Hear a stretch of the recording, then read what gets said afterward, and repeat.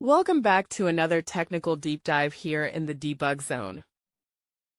Today we're tackling a big question and breaking it down with insights from other users. Hopefully this clears up some misconceptions and helps you get the answer you need. So buckle up, stay a little curious, and let's jump right in.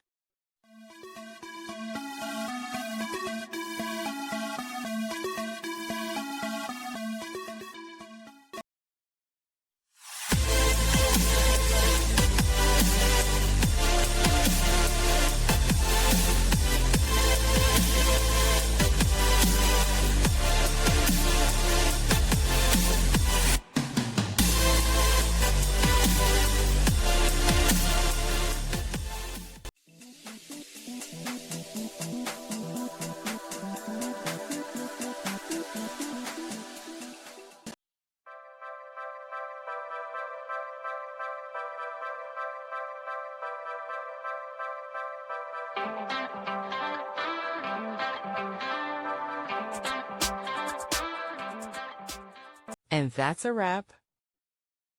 I hope you found the answer you were looking for. If you did, take a second to hit that subscribe button. It really helps out.